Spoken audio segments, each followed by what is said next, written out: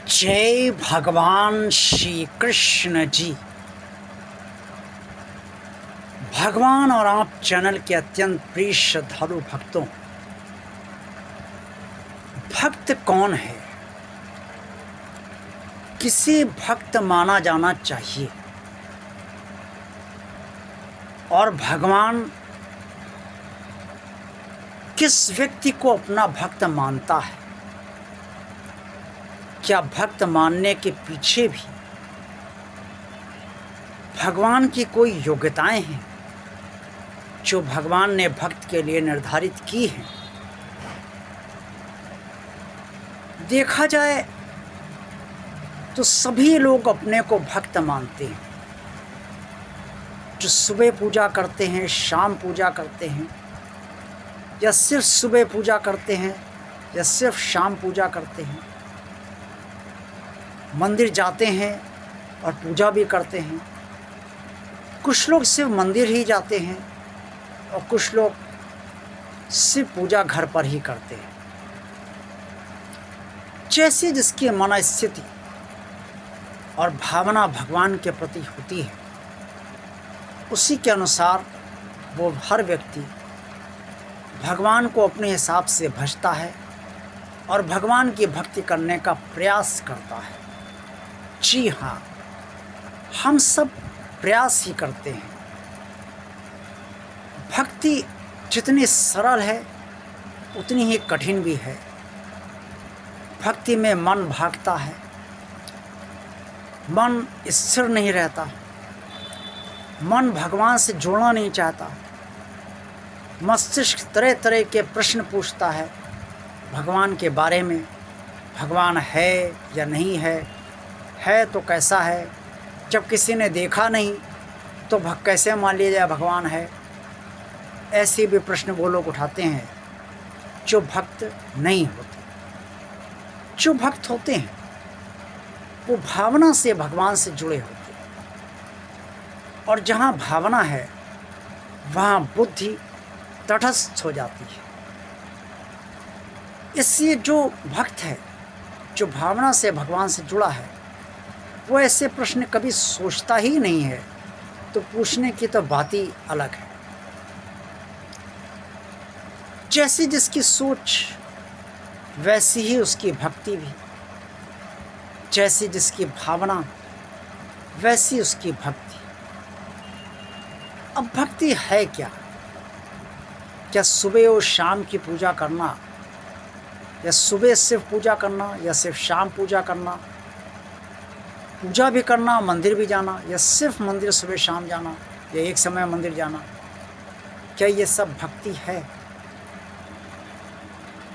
या कुछ अलग हटकर भक्ति है? भक्ति वो है जो श्री राधा जी ने कान्हा जी के पीछे दीवाने बनकर हर समय कान्हा कान्हा कहा। भक्ति वो है जो श्री गोपियों जी ने हर समय श्री कृष्ण जी के बिना अधीर होकर कान्हा कान्हा कहा। ऐसा हर व्यक्ति के साथ तो नहीं हो सकता,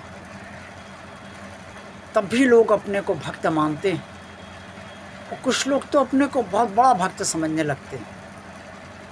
वो सोचते हैं मुझसे बड़ा भक्ति कोई है ही नहीं, और मैं जितना भगवान को समझ चुका हूँ उतना कोई नहीं समझता। ये अहंकार होता है व्यक्ति का, और अहंकारी व्यक्ति भक्त कभी नहीं बन सकता। ज्ञानी बन सकता है लेकिन भक्त कभी नहीं बन सकता।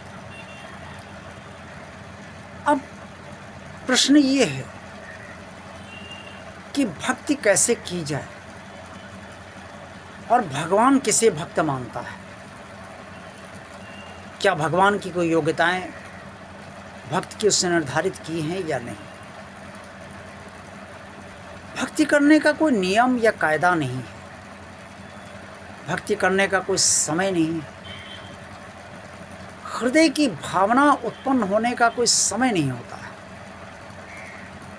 और भावना से भाव विभोर होकर भगवान के स्मरण करने का कोई समय नहीं होता, कोई तरीका नहीं होता, कोई विधि नहीं होती, कोई विधान नहीं होता। यही भक्ति है। भगवान ने कोई योग्यता भक्त के लिए अगर निर्धारित की है तो सिर्फ यही कि भावना भक्ति की पवित्र हो, शुद्ध हो, और जब भी वो भगवान का स्मरण करे तो पवित्र भावना से भगवान का स्मरण करे। जो भी बात कहे वो शुद्ध विचार रखते हुए ही कहे।